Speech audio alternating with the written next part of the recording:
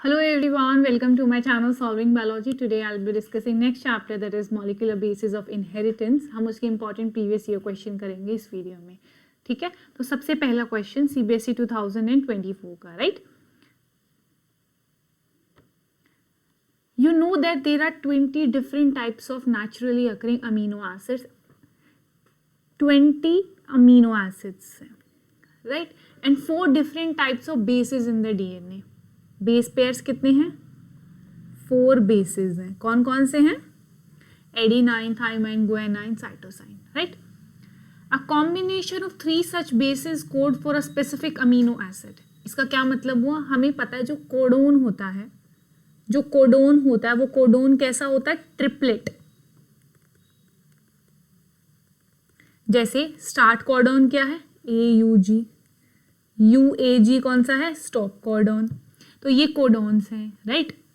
अब ये हमारा है अभी ऐसा प्रोसेस होता है कि 20 अमीनो एसिड्स को कोड करना होता है. 4 बेसिस होते हैं, तो हम कितने कॉम्बिनेशन कर सकते हैं? 4 × 4 × 4 64 कोडोन्स पॉसिबल होते हैं. और हर एक कोडोन में 3 होते हैं, 3 बेस, यानी ट्रिपलेट होता है. ठीक है, अब ये गिवन है. नेक्स्ट के अंदर ये गिवन है, ठीक. अब एक क्वेश्चन गिवन है. If instead there are 96 different amino acids. अब 20 की जगह कितने अमीनो एसिड्स हैं? 96 अमीनो एसिड्स हैं. ठीक है, 12 डिफरेंट बेस पेयर्स. 4 की जगह कितने बेस पेयर्स हैं? 12 बेस पेयर्स हैं. ठीक, अब हमें ये बताना है कि कितने पॉसिबल कॉम्बिनेशंस हो सकते हैं कोडोन को बनाने की. तो सबसे पहले हमें ये देखना है कि फर्स्ट के अंदर 3 कोडोन्स कैसे बने.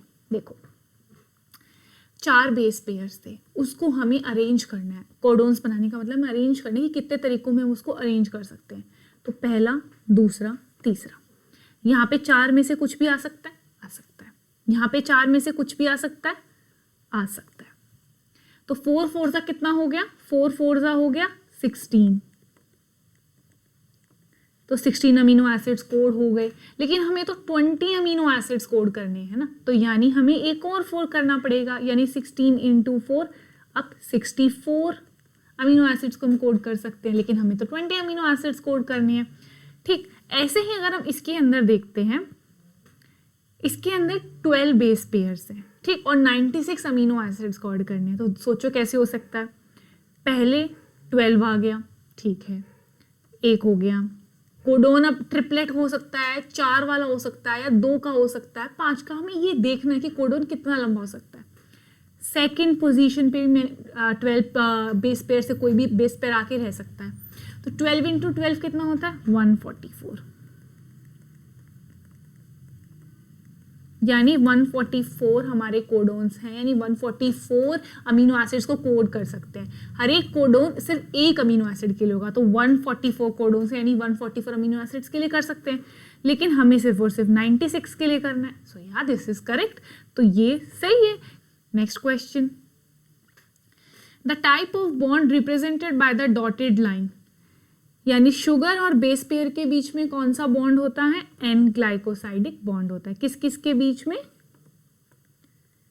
शुगर और बेस के बीच में एन ग्लाइकोसाइडिक बॉन्ड होता है, right? Next question. Name and right 2 characteristics of the type of DNA that forms the basis of DNA fingerprinting technique. कौन सा डीएनए हम यूज करते हैं डीएनए फिंगरप्रिंटिंग में? उसको क्या क्या नाम होते हैं? एक तो रिपीटेटिव डीएनए, एक सैटेलाइट डीएनए, एक VNTR, variable number of tandem repeats. तो हम लिख लेते हैं रिपीटेटिव डीएनए. नेक्स्ट कौन सा डीएनए है? Satellite DNA.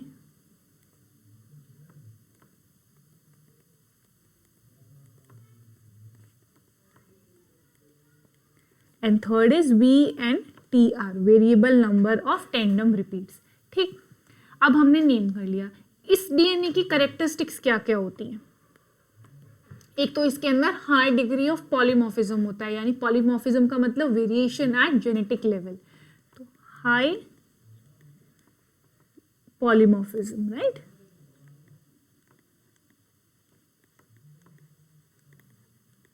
पॉलीमॉर्फिज्म का मतलब वेरिएशन एट जेनेटिक लेवल.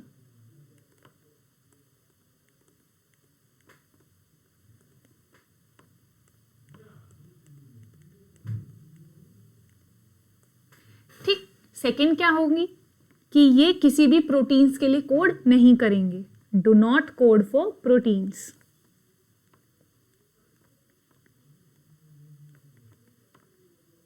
ये दो कैरेक्टरिस्टिक्स लिख ली हमने, ए पार्ट डन। उसके बाद बी पार्ट, हमें दो एप्लीकेशंस मेंशन करनी है डीएनए फिंगरप्रिंटिंग की। कहाँ कहाँ यूज़ कर सकते हैं हम इसको?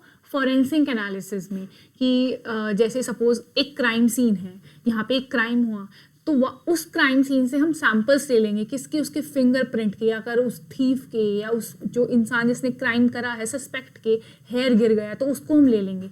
फिर हम लैब्स में जाके उसको जब हम उसको कैच करेंगे तो उसके असली थंब इम्प्रेशंस ले लेंगे और फिर हम देखेंगे कि वही आदमी है या नहीं है। तो फॉरेंसिक में, ठीक है, फॉरेंसिक में forensic analysis. Second, paternity testing. जैसे कोई चाइल्ड है, वो चाइल्ड गुम हुआ था तो उसको बहुत लोग क्लेम करने के लिए आ गए कि ये मेरा चाइल्ड है, मेरा चाइल्ड है, लेकिन ऐसे तो उसको सौंपा नहीं जाएगा ना, पुलिस उसको ऐसे नहीं सौंपेगी, तो उसको हम टेस्ट करते हैं डीएनए फिंगरप्रिंटिंग से, उसको बोलते हैं पैटर्निटी टेस्टिंग। पैटर्निटी टेस्टिंग, ठीक है। ये हमने दो पढ़ ली इसकी एप्लीकेशंस। इसकी और भी एप्लीकेशंस होती हैं, हम इवोल्यूशन में भी यूज कर सकते हैं, पॉपुलेशन जेनेटिक्स में हम यूज करते हैं डीएनए फिंगरप्रिंटिंग को। Next question, stability is one of the properties of genetic material was very evident in one of the very early experiments in genetics. Name the scientist and describe his experiment. State the conclusion. Stability की बात किसने करी थी? Stability की बात करी थी DNA के केस में फ्रेडरिच ग्रिफिथ ने, राइट? किसने? यहाँ सबसे पहले हम साइंटिस्ट का नाम लिखते हैं। फ्रेडरिच ग्रिफिथ ने क्या एक्सपेरिमेंट किया था? उसने क्या बोला कि स्ट्रेप्टोकोकस निमोनिया, ये एक बैक्टीरिया है जो क्या करता है? निमोनिया करता है। उसने बोला कि ये जब मैं उसको कल्चर प्लेट में ग्रो करूंगा तो ये दो टाइप्स के बनता है। पहला आर स्ट्रे, यानी उसके ऊपर कोई भी म्यूकस कोट नहीं होता है, ठीक। सेकंड है एस स्ट्रेन, जिसके ऊपर म्यूकस कोट होता है तो वो वायरुलेंट होता है, यानी वो इन्फेक्शन कर सकता है। अब उसने क्या क्या केस स्टडीज करी, अब हम पढ़ते हैं। सबसे पहले हम साइंटिस्ट का नाम लिख लेंगे, राइट? Friedrich Griffith.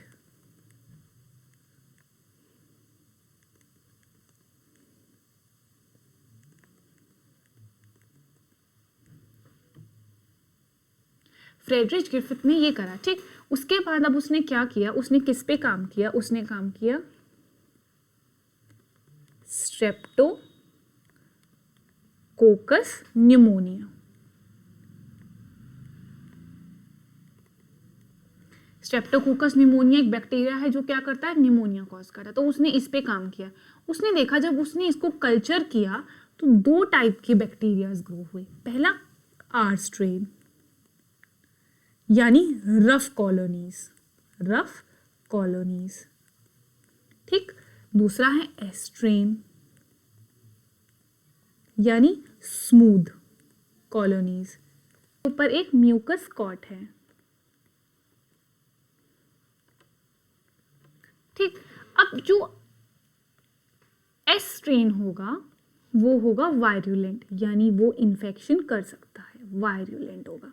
और जो आर स्ट्रेन होगा वो होगा नॉन वायरुलेंट, ठीक।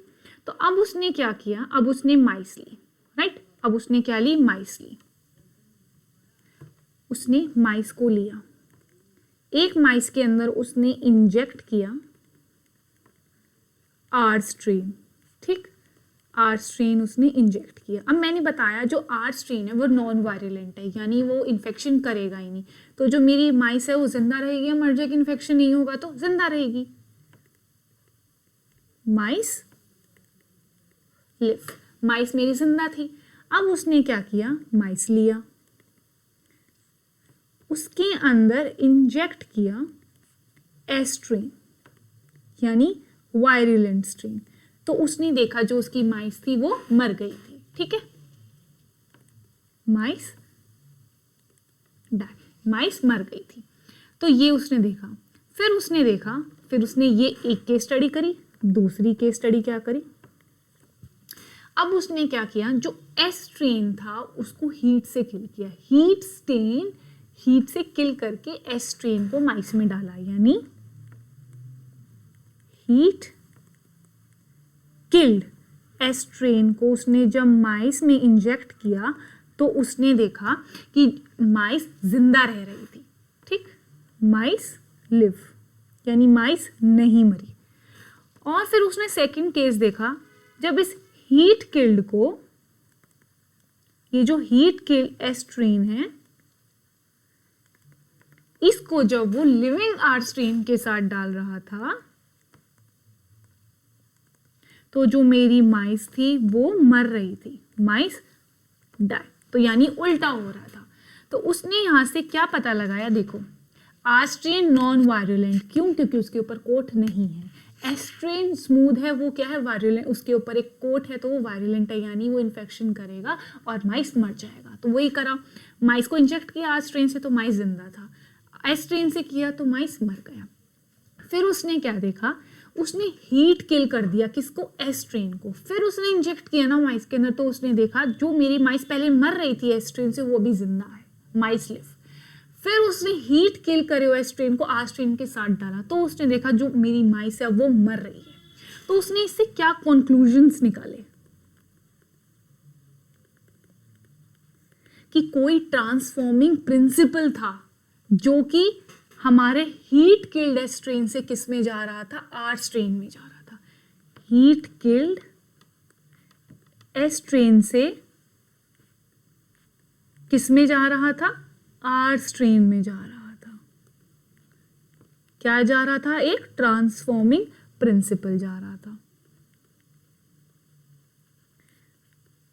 ट्रांसफॉर्मिंग प्रिंसिपल कहां जा रहा था, एक एस स्ट्रेन से आर स्ट्रेन में, और जो माइस पहले जिंदा थी अब उनको मार रहा था। ये उसने नोटिस किया। पहली चीज तो उसने ये नोटिस करी। दूसरी चीज उसने ये नोटिस करी कि बेशक हम एस स्ट्रेन को हीट दे रहे हैं, मार रहे हैं, लेकिन जो जेनेटिक मटेरियल है वो इतना स्टेबल है कि वो डिस्ट्रॉय नहीं हो रहा है, ठीक। Heat does not destroy genetic material,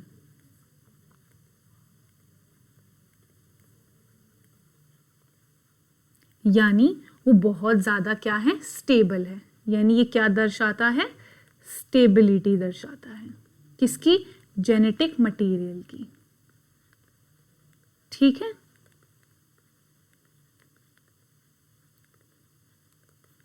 अब उसने क्या देखा, दो कंक्लूजन थे कि हीट किल्ड से एक transforming principle heat killed S strain से कहाँ जा रहा था, आर स्ट्रेन में जा रहा था, पहली चीज। दूसरी चीज उसने देखी कि बेशक हम एस स्ट्रेन को हीट करें, लेकिन एक चीज है, जेनेटिक मटेरियल है, वो डिस्ट्रॉय नहीं हो रहा है। बेशक बैक्टीरिया मर रहा है, लेकिन हमारा क्या डिस्ट्रॉय नहीं हो रहा है, जेनेटिक मटेरियल, तो इतना ज्यादा स्टेबल है। अब हमने पढ़ लिया ये वाला question. Next question, given below is a list of steps Michelson and Stahl carried out in their experiment to prove that DNA replication is semi-conservative. Semi-conservative यानी जब replication होगा तो एक parental strand होगा और एक newly generated strand होगा, ठीक।